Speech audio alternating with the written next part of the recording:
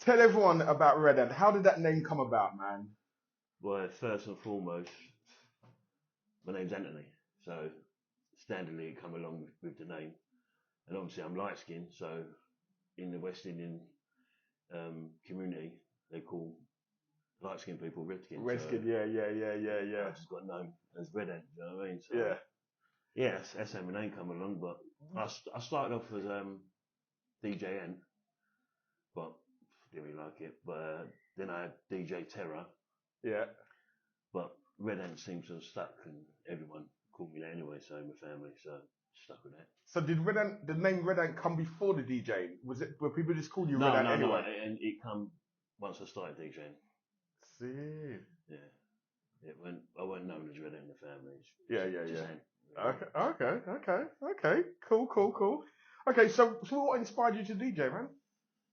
Well, do you know what? Growing up, I can't say my mum and dad were great lovers of music, but they played Tony Williams on a Sunday, David Rodigan and that, and I just like music first and foremost. I like music. I like beats, to be honest with you. I like the way people create patterns of beats. I don't really listen to words in most tunes anyway, but I like beats, to be honest with you. And, yeah, I suppose that's where it come from. Growing up, and a lot of friends and family that are into sounds.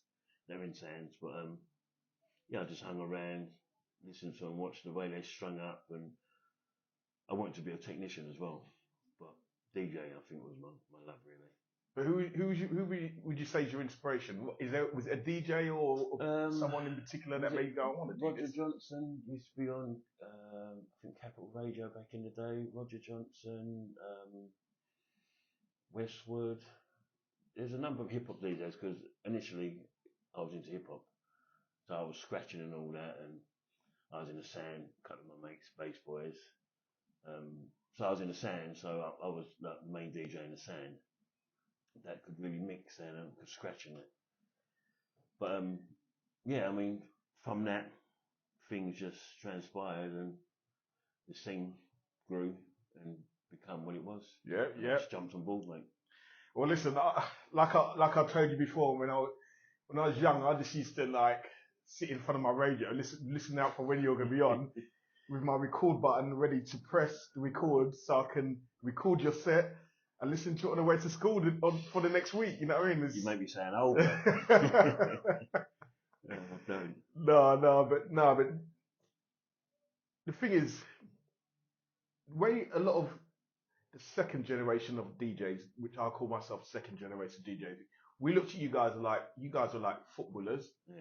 So we'd sit around, everyone would sit around mixing and stuff, and we'd talk about DJs and we compare DJs to other DJs. So it's like you guys are like the stars of jungle drum bass hardcore, and we'd all compare like Younghead's this, or no, Red Ant's better than Younghead, or it would just, these little arguments would start. You know what I mean? Because you guys are like our figures, our football figures, but we'd compare you, like we'd pull out tapes and say, no, listen to this mix, and yeah, man. Mate, I had that so many times, people that didn't know who I was and then I got to know, and someone might say, you're Red Ant, and they're like, hold on, what, you Red Ant?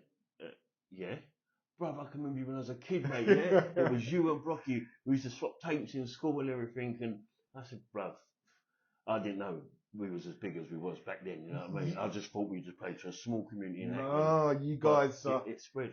You know what, everyone would compare... You know what, this is the thing. Everyone, back in the day, it was... The comparisons were between you and Brocky. Because you two were the main DJs. Well, we was both on the radio, on call and Rush at the same time. Yeah. 11 to 1 on a Sunday. Yeah, exactly. So it is people was thinking, shit, should I listen to Red Ant? Yeah. Should I listen to Brocky? Because I had that problem once. You were both on, and I would do maybe 15 minutes Brocky and 15 minutes you, but my tapes are mixed up. Yeah. It's like, you know, it was just, it was a nightmare. It was a nightmare. Nah, it's good camaraderie, mate. Seriously, like, we've always got on, so there's never been no beef between us. But that's how it was then, and I couldn't wait for my show on a Sunday night, to be honest with you. That was my regular show. I used to do 7 to 9 on a Friday, but my 11 to 1 on a Sunday, that is when I made sure I had all my new tunes and everything, got my mixes ready and my dubs if I had any. Yeah. Because that was a night out. Oh, we're going to talk about the mixes, man. We're going to talk about the mixes. Don't worry, that's coming. Okay, so what was your favourite jungle tune?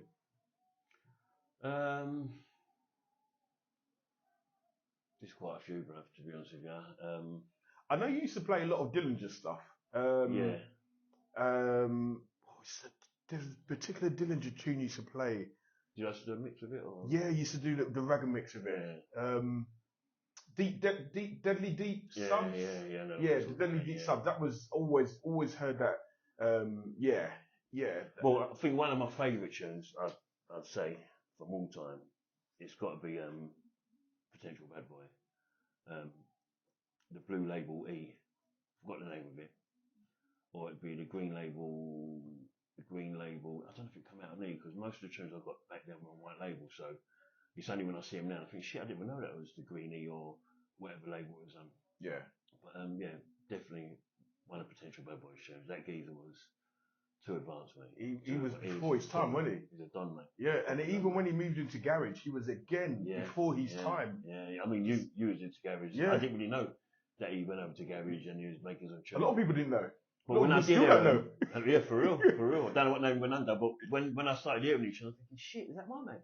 And I could tell his style. Yeah. You know what I mean? It's very choppy and he had his signature noises and Chris Mack, original Chris Mack. Boy. Yeah, that's the one. Yeah, Chris Mack. Bad boy producer. Yeah, he made some hits in the garage industry, man. Some big hits.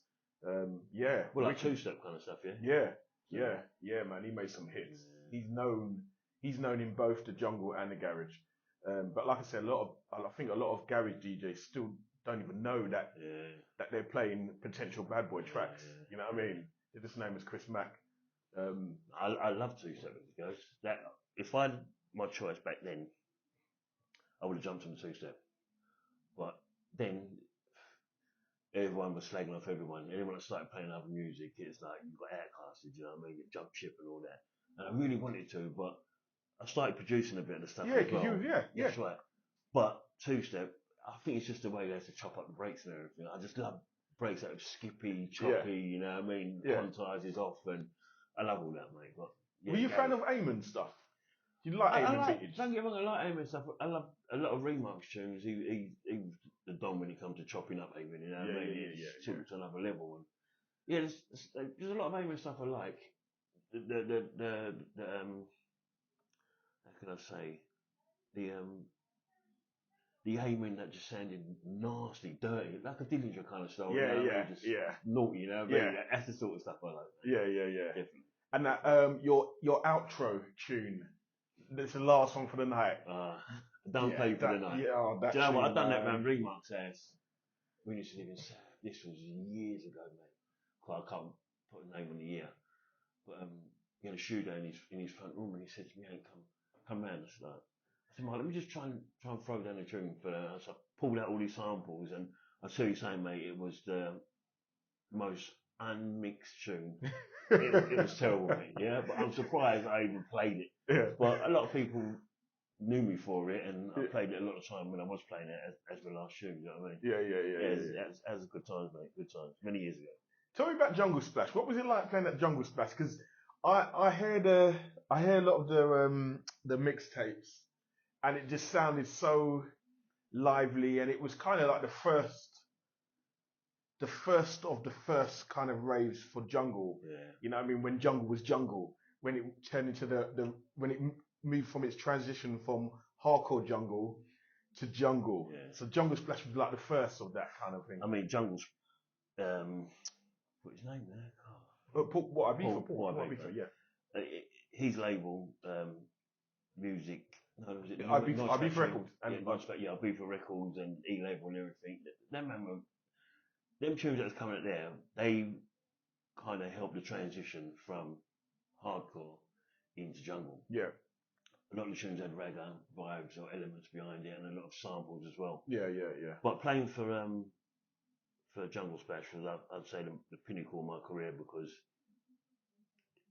he keep forgetting his name there. Paul. Sorry, Paul.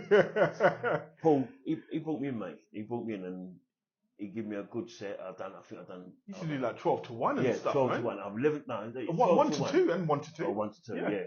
And them times there, 90% of the people was in the club already. You know what I mean? So I had a chance to show my skills and play how I wanted to play.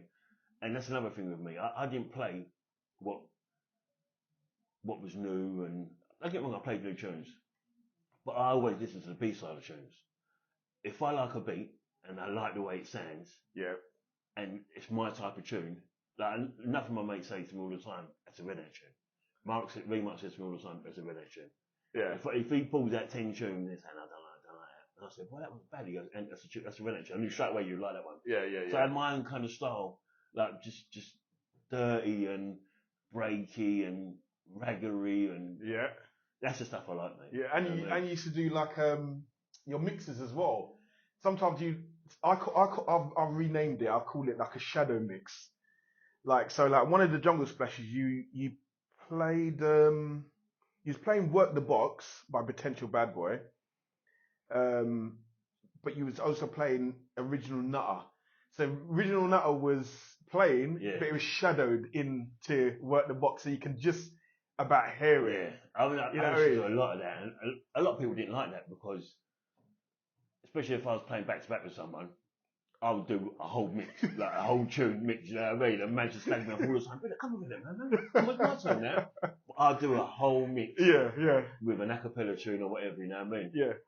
But that was just me, and that's what made your style. You know what I mean? That's what separated you from everyone else. Yeah. Because you had your own style. Yeah.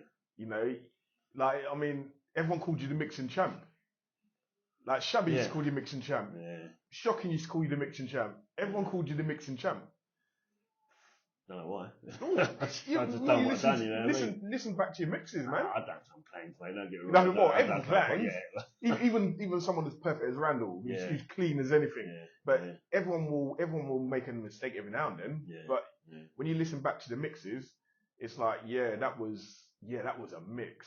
Like, where did he get that? Where did he pull that out from? It's like, what? Yeah. Trying to ting, innit? Yeah, well, that's it works. It works. That's it, man. I mean? That's it. So one question I want to ask you is, what do you think of the scene now? The drum and bass scene now, jungle scene. I was out last night to go to Mark, and personally, I heard some bad tunes. The quality of the tunes nowadays is just second to none. Yeah, it's crisp, isn't it? These youngsters that are involved now, and some big people as well, but they've tuned the art. They know everything's frequencies and all that now. And I had some bad tunes, but also a lot of tunes that are very repetitive and very noisy and everything. But you know what? That's where it's evolved to now, and that's what the ravers like here. So crack on. Yeah, it's changed a lot from my time anyway. It is changed. Everything was sampled, you know what I mean? But now it's just all these riffs and all that, and these noises, and all these youngsters know straight away before the tune even drops. Yeah. They're humming, they're shouting the riff already, you know. You know what? If that's what sells and that's what gets people into raves, so be it. Okay, fair enough. So what's your best sound system you've ever played on? Back in the day, it's got to be Wax Club. Okay. In Stratford. Okay. Stratford Show Hackney, yeah. Yeah. The beeline in there, mate. Serious? Was it a serious sound system? Naughty, mate. You couldn't stand next to the speaker. It's unbelievable, mate. What, even better than what's that one, Powerhouse? Because that was a disgusting sound system. I knew it was Bel Air. It was called Bel Air for a while as well. No, don't get me wrong, that set was nice, but I think because Wax Club was so small as well, you didn't have a lot of space for the beeline to go across the room and not come back again. It was so tight, it just stayed in one place. So whether you sang next to the speaker or not, you was feeling the beeline, mate. Yeah. It was naughty in there, mate. Oh, okay. So MCs. Are you for MCs or not for MCs? I don't mind MCs. As long as they know when it's time. And especially me, because I do a lot of ragga mixes and that. Enough times I was DJing, you get an MC rabbiting on, I think you're bruv. Sometimes I just turn the mic off. You know what I mean? I'm doing a mix here, you know what I mean? I've done that, turn the mic off. It freaks me out. There's MCs out there that know their tunes and they know when I'm going to do a mix. Yeah. Or they know that the tune has got a vocal in it already. It's horrible when you're in raves and MCs and MCing over a vocal tune, you know what I mean? Some of them don't know the tune, don't know when it's coming in, but yeah, I mean, I've had little dramas with MCs, but you know what? Come with it though, mate. Come with it. Some of them just didn't realise that I was going to do a mix. Okay. So tell me about the Fearless and the Red Ant connection. What was, because, yeah, you guys, early 92, I used to have quite a few tapes of, you and Fearless 92. Yeah, What was that it connection? started with me and Fearless. We got asked to do a tune on Boogie Beat. Yeah. And I got on really well with Wayne anyway. Yeah, he's a good friend of mine. And he's from North London, so he'd come down to Wales to spend the day with us, like my boys and that. And we become really close friends. And I kind of felt out of order because I felt like I almost nicked him off of Brainkillers, you know what I mean? Because he started coming up and doing my shows. What was the original Brainkillers? He's Brainkillers. Oh, I didn't even know that. Unknown, Wow. Apache and Fearless. Yeah. And then he started coming and doing my shows, you know what I mean? I thought, shit, man, I feel bad, you know what I mean? Because like that's you're there, boy, you know what I mean? Yeah. But we had a good connection, you know what I mean? And we become good friends as well. So I think that kind of helped things along. Okay. But yeah, Fearless is a bad man, mate. Yeah. Wicked MC, wicked. And I don't know if I should say this, but like, he was one of the originals to do the kind of voice. Yeah. We're not gonna go in there, but in 92, 93, he was doing that voice. Yeah, he was, yeah. But yeah. Cool, man. Cool, love it. Yeah. So Shabba, you then Shabba kind of like end of 93 upwards. Yeah, I mean Shabba must have been 14, I think, 13, 14. I just turned 14. He's come up and Rush FM, and don't get me wrong. To start off, people was like, "Who's this little you know what I mean?" But look who he is today. He's done really well for himself. He was always good, wasn't he? He was. He's wicked, mate. He's wicked. The Shabba and Red Ant tapes that I had, man, like, used to just fit together like a hand and glove. It was just. Yeah. And he's a lot younger than me, you know what I mean? But I'll give him his props, you know what I mean? He said, "Boys, come and do my show whenever I asked him to." Yeah. And we had a little bond, you know what I mean? And Shabba's safe, man. A lot of people used to think he was a black brother, isn't it? Yeah, a lot of people like, they were like, when they see him at the rave, like, huh? Yeah. Yeah, And he ain't forgot me as well. He had a big rave the other day and he went through his history, the Shabba 30 years. And I'll see you on that. Yeah, he brought me on that still. Okay. So have you ever walked out of an event, a gig, because of the sound system or the promoter's like, yeah, we're not going to pay you on the night or whatever? Any experiences you've had to walk out? Back then, just being able to play out for me was enough. And for me to walk out, I think I would have let myself down and probably let down people that come to listen to me play or let down the night. But no, I don't think I've ever done that, mate. I've always stayed about, even if I weren't getting done. Or even they said to me that funds are low or whatever.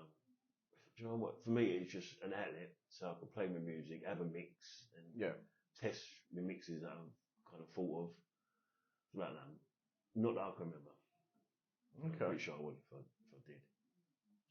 So DJ Randall used to support you a bit, didn't he? He looked after you, wasn't he? Randall, mate, is my inspiration, bro. Seriously.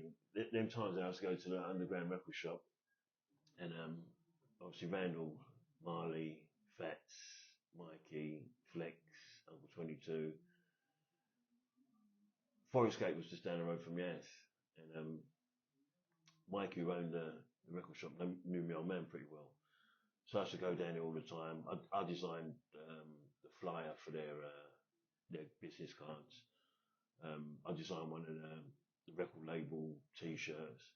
So I was really close with him, really. But Randall, everyone knew Randall was a bad man from back in the day. He's, you know, if everyone's going to throw down the mix, it's going to be Randall. Yeah, he's tight. It's as crisp as his mixing is just tight. And he's a Forest Gate man. I mean, I was from Plasto originally, but he's a Forest Gate man. But I knew him from Forest Gate. I was around all the time. But Randall, he used to say to me, no, I was going to check him around his house and everything, and he'd play me some tunes and everything. And if Randall had a dub, and say he had a dub for 3 weeks or whatever, and he come out and test press, he'd say, Renan, come check me. I'd go around there and he'd give me the dub. Excuse me. So when I was playing that, I played the dub. So I was saying, right, what's with Renan get this from? You know what I mean? Yeah. Helicopter. Yeah. I was one of the first persons to play helicopter, Yeah. apart from Randall and a couple of the other big boys. You know what I mean? Yeah. I was up and coming then. No one really knew who Bennett was. Yeah. And I used to play that, but anything Randall had, he used to give me that he got on test press. You know what I mean? Yeah. Which is I respect him for, because he paid for his stuff as well. You know what I mean? He paid for getting press and everything. Yeah. So no, he led the way for me, mate, and he's always been a good pal. We had a night down at XOYO, and he invited me down there. Oh, yeah. He was on that. Yeah, I saw you on. Yeah. No, I was privileged, mate. Seriously, and the man remembered me still. Yeah, Randall's a good friend of mine, mate. I remember when I brought you onto Deja Vu, and I saw when you dropped Burial, and it was on a dub plate. I was like, bloody hell, man had that on a dub plate, you know. Yeah, courtesy of Randall. Yeah, Burial and that. Yeah. So what was it like playing on Weekend Rush? What was the experience, man? Take us through it, because yeah, it just seemed like a lot of fun. I heard a lot of fun listening to these sets. It was. I mean, just knowing I was on Friday, I think, shit, I'll get my tunes ready. Flew down to the record shop, tried to go around as many record shops as I could to collect my tunes. Sometimes I didn't even listen to the tunes. I just knew the label. I'd say, I love that. But yeah, I mean, it was great times, mate. Just turning up at the studio, didn't know where it was going to be. Yep. How horrible the studio was going to be, if the mixer's going to work, if the mic's going to work. I see men emceeing through headphones, you know what I mean? It was everything, mate. And getting to the studio, there's a whirl of men in the studio, a couple girls in the studio as well, and man smoking, and them times, did I smoke there? I don't think I ever smoked them times there. You know what I mean? By the time I come out there, I was out nut, you know what I mean? But like, yeah, it was the best times for me, mate. Best times being on the radio. And I think for me, not knowing how many people was really listening, it's only later years, getting older, that people say, oh, read that, man. I'm thinking, bruv, like, I've seen interviews with man up north, Mikey B, up from the man there, up north, mentioning me. I'm thinking, bruv, he said we used to come down from Birmingham or Manchester, come down to get Red tapes and everything. Yeah. And I'm thinking, how that work out? You know what I mean? See, this is the thing, Andy. I think you underestimate how powerful you are, man.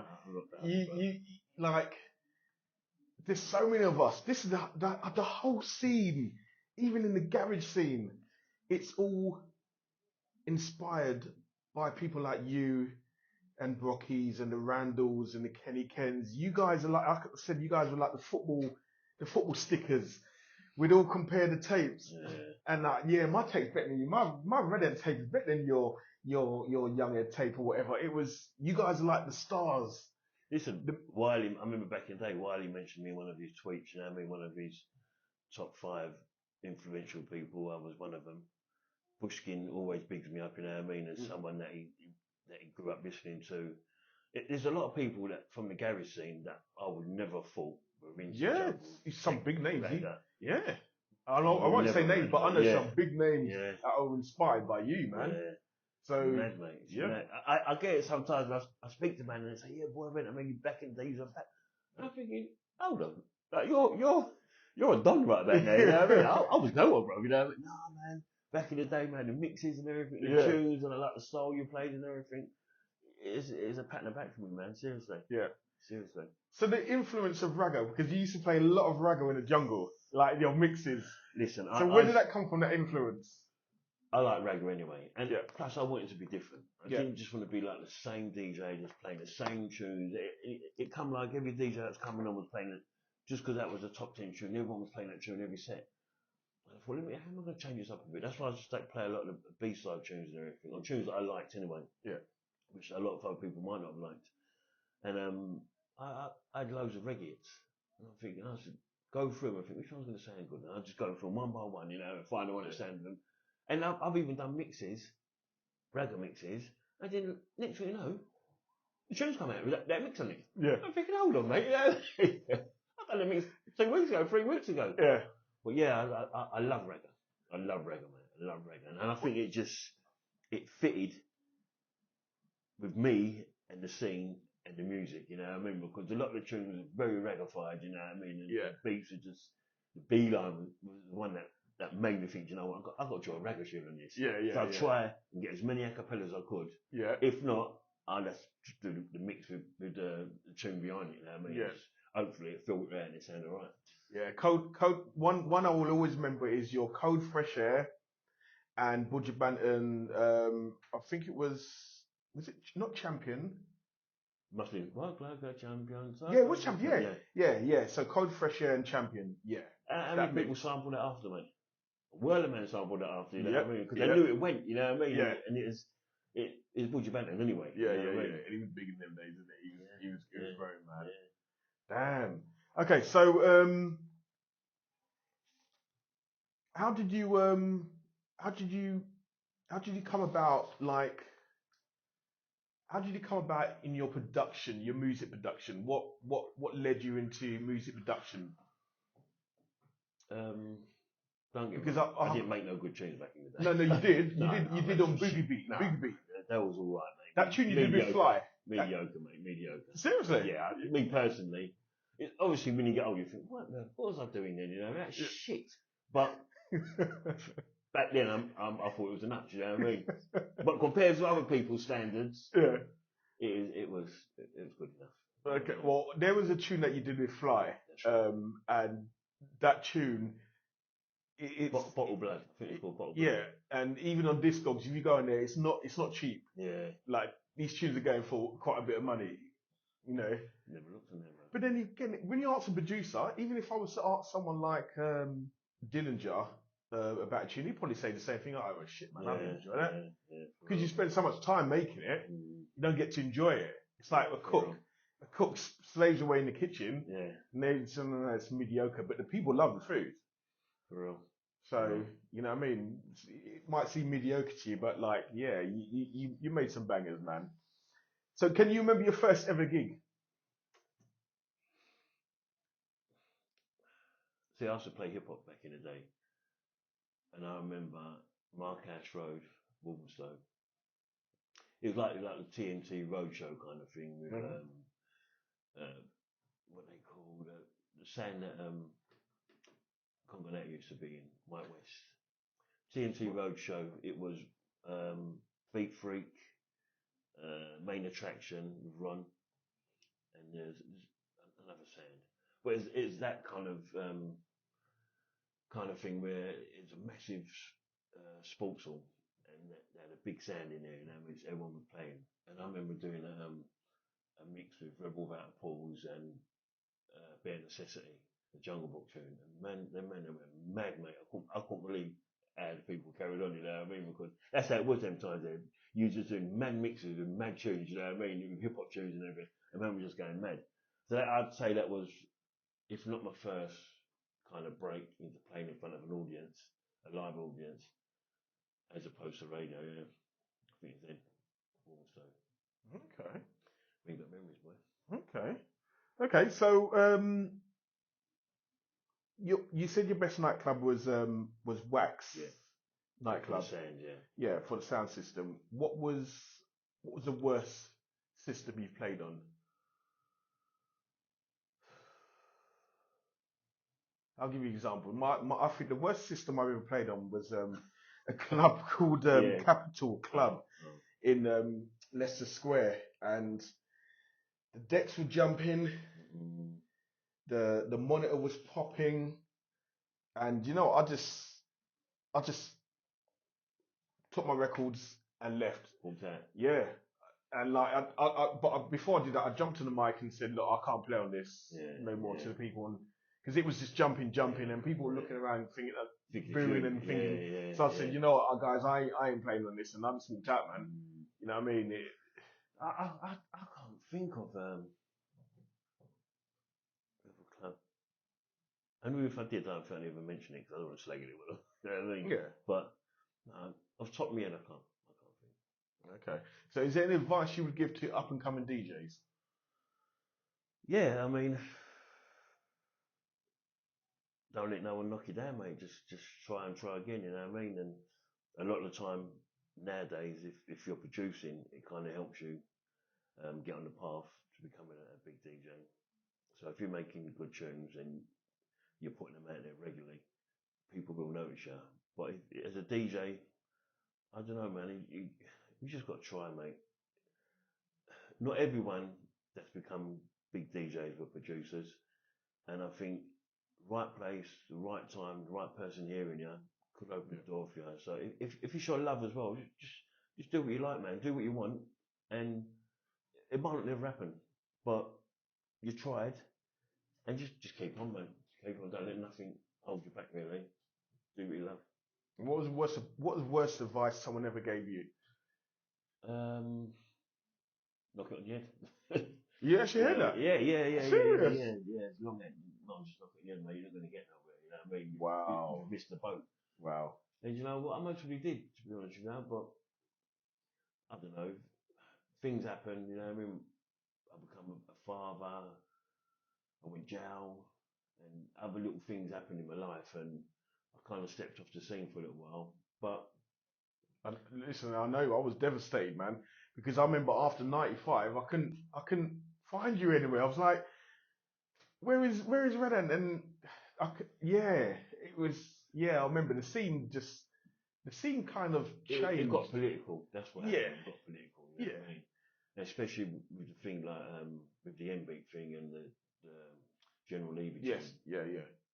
And like, M-Beat is a good friend of mine. Lived around the corner from my house, and I used to get all these tunes on dub before anyone got them. And when the controversy started, and it kind of got boycotted. I felt sorry for the brother, you know what I mean? But they kind of got boycotted. But I used to play his tunes still. I just thought, you know what? You're my mate, you know what I mean? And the tunes are bad. I'm going to play them still. Yeah. And a lot of people mostly didn't like me for that. But you know what? It is what it is. You know what I mean? I stayed true to my brethren, you know what I mean? And he was making some good tunes. Whether people liked him or not, I weren't going to jump on the boat and kind of push him away, no way. Yeah, but you know what's really funny? The same people that were saying don't play his tunes are the ones that are playing his tunes now. You know? And listen, that tune's still living on now, mate. It's been on adverts. Yeah. It's doing really well. Yeah. And Levy's doing well from it, mate. So you can't knock it. Yeah. Can't knock it, mate. So what we got to look forward to in the future? What's coming from the Red Ant stable? I'm in the studio quite a bit now. Trying to thing, you know what I mean? If I can only try, if one of them busts, they bust, you know what I mean? I've done a few mixes, a couple of Reggae mixes. But they're more like personal things for me. If I'm playing out, I don't want to play the same tunes that someone else has just played, you know what I mean? So I made a few specials for myself. And just take it as it is. I'm going to try my hand at some drum and bass and see how it goes. You never know, do you? Okay. So is there going to be a reunion of Shabba and Red Ant? Are we ever going to hear Shabba and Red Ant? He was supposed to MC for me that night at the 30 years of Shabba, but obviously I tried to play one of the first sets there, so he was obviously on the door doing what he had to do and everything. But yeah, I'm pretty sure in the pipeline sometime that we will play together, you know what I mean? And it'd be honour really, because he's doing big things, mate. He's doing really well for himself, and it's nice to be remembered as opposed to forgotten, you know what I mean? And he does remember me, so yeah, hopefully in the future, never know. There's one MC I would love to hear, or would have loved to have heard you duo with back in the day, and that's MC Times 2. Times 2. He was a garage MC, wasn't he? No. He's Pressure X's MC. Oh yeah, sorry. MC Times 2. The other brother, yeah. But yeah. Don't know what happened. Obviously, he was cool, wasn't he? Wasn't he? So, but I played him cool quite a few times, but I've never seen him up there or he come to MC. I used to go back to Mark anyway, Remark. So, yeah, I don't know what might be. And I remember you did a Christmas special with Marley Marl. It was you, Marley Marl, and Shabba. I think it was it the end of '97? I think it was '97 going into '98. It was a Marley Marl and you and Shabba. But yeah, when I heard you on there, I was like thinking, yes, he's going to be on Cool now. Yeah. But you never did go on and stay on there. But it was like radio for me. It's just a chore, mate. Back in the day, I was young. I was full of beans. I was more dedicated to the music, and I don't know. For me to go on there now, I'm kind of a perfectionist, and it's like when I play out sometimes. or make sure the mixes are right and everything sounds the bollocks. You know, because so many people say, oh, you use this, you use that. I'm thinking, shit, if I play it now and I clang or, you know what I mean? I'm thinking, I've got to live up to this reputation, you know what I mean? And it's not a reputation I thought I had, you know what I mean? So it kind of does me in a bit sometimes when I'm playing out or if I'm on the radio or something. Yeah. But I just take it as it is, mate. You remember Simon Doug's thing, DJ Uncle Doug's Revival? Yeah. Would you agree with me in saying Revival is what revived jungle again? Because no one was doing jungle events like that at the time. And for me personally, I think that Revival is what revived jungle back into the scene again. It definitely had an impact.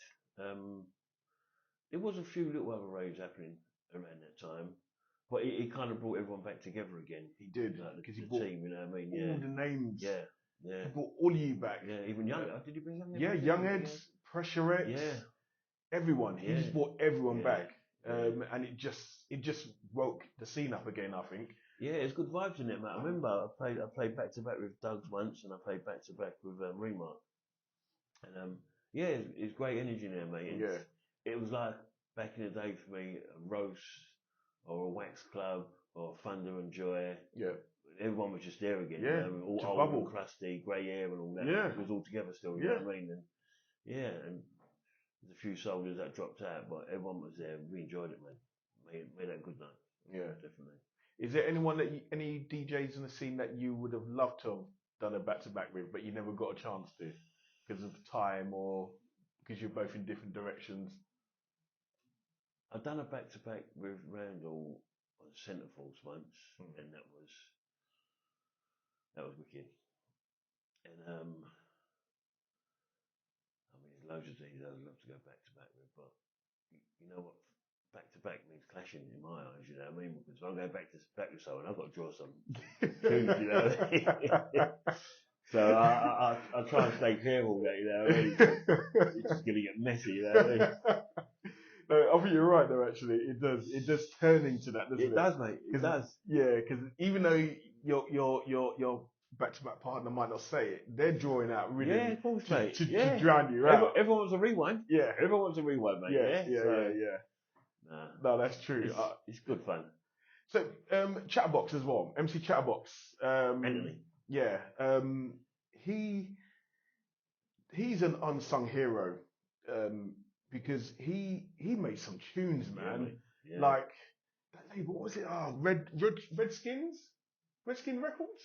Was that his label? Redskin Records? He did a lot of stuff on Redskin Records. Did he? Chatter B. Was that him? That is Chatter. Yeah, it must be him. Yeah. He did a lot of stuff on there.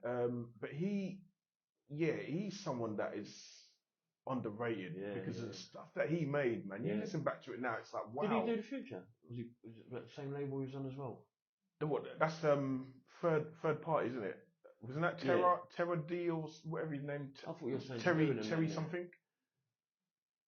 I can't remember. I thought you were saying because I used to get a lot of tunes from him as well.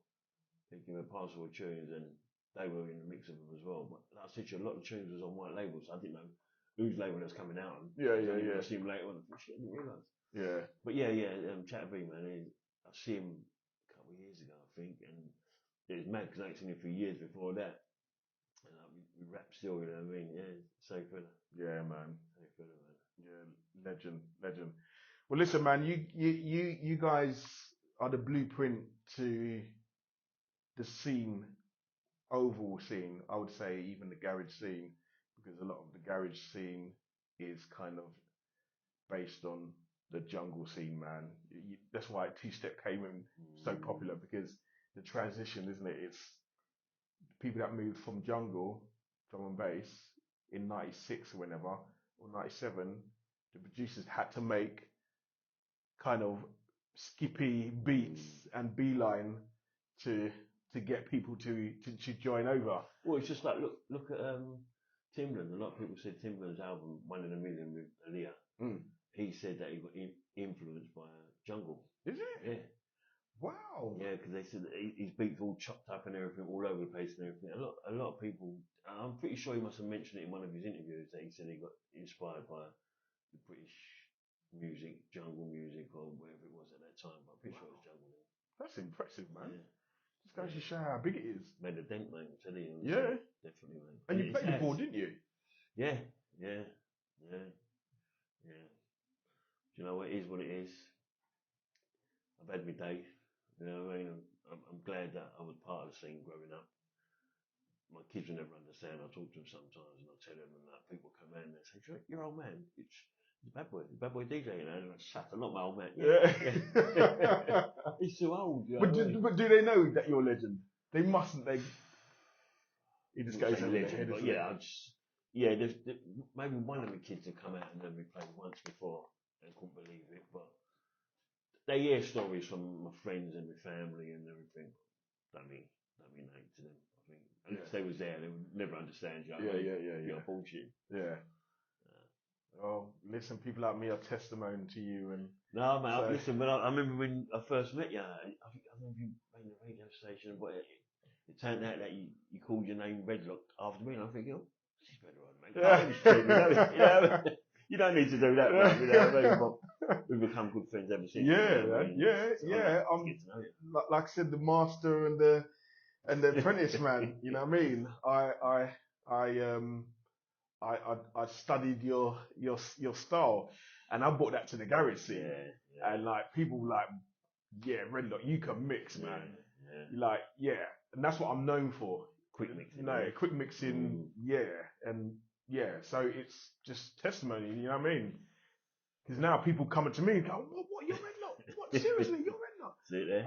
It's just one of those things, isn't it? No, you've done really well for yourself as well, mate. Yeah. But that's because of you, man. Still, It's because of you, man. It's people like you. You know, you've inspired a lot of DJs. A lot of DJs tell you as well, isn't it? They're like, I kind of started out because of you. I used to listen to you on Weekend Rush, and so man. I do get a lot of props, but you know what? I'm a humble guy, you know. Yeah, I know you are. People tell me, whatever, mate. You know, I mean, I take it with a pinch of salt, you know. I didn't think, I still don't think that I was anything them days. You know, I mean, I was just a young kid, 19, 20, 21, that just wanted to play music. Yeah. And fortunately, I got the break on going on Weekend Rush, and it transpired from there, really. Yeah. No, well done, man. And thank you for your time, man. It's an honour, mate. It's an honour. Yeah, you know? Thank you. I hate doing interviews. I swear to God, mate. I hate it. But yeah. I'm surprised you haven't sworn today, though, Andy, because you're normally swearing, man. I'm holding back, bro. I'm holding back. I'm holding back, man. Serious. No, thank you very much, though. Thank you, man. Thank you. Pleasure, mate. Respect still.